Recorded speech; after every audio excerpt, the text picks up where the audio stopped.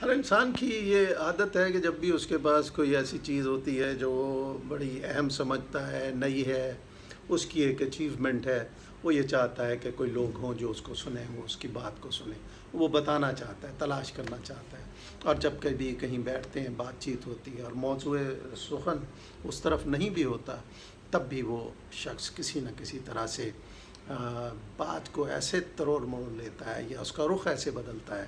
کہ اس طرف چلا جائے جس طرف وہ اپنی بات سنانا چاہتا ہے۔ مثلاً اگر کوئی نئی کار لی ہے، موٹر سائیکل لی ہے، گھر لیا ہے، ترقی ہو گئی ہے، اچھی جاب مل گئی ہے، تو اب وہ یہ بتانا چاہتا ہے، تو وہ کسی نہ کسی طرح سے موضوع سخن اس طرف کرتا ہے تاکہ وہ اپنی بات، اپنی خوشی، اپنی جو چیز اسے حاصل ہوئی ہے وہ لوگوں کو بتا سکے۔ یہ انسان کے اندر ایک عادت ہے جو ہر انسان میں موجود ہوتی ہے کہ وہ اپنی باتوں کو، اپنی اچھی باتوں کو، اپنی اچیومنٹ کو دوسروں کو بتانا چاہتا ہے۔ اب مقصد کوئی بھی ہو، اس کے ذہن میں کچھ بھی ہو، یا کہ اپنی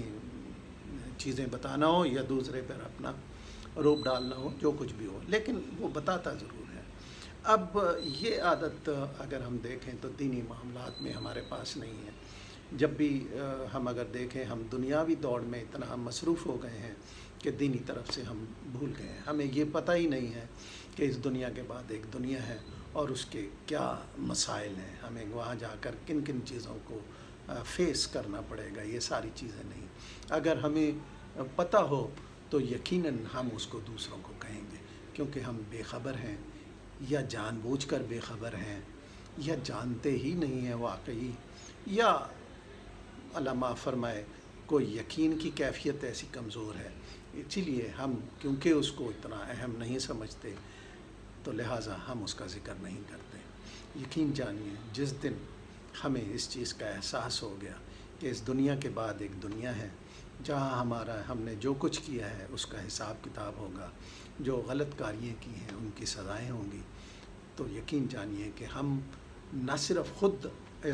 اصلاح کریں گے بلکہ ہم دوسروں کو بھی بتائیں گے کہ وہ بھی اچھے کام کریں، برائی سے رکیں، تاکہ اس دنیا کے بعد کی دنیا میں کسی پریشانی کا شکار نہ ہوں۔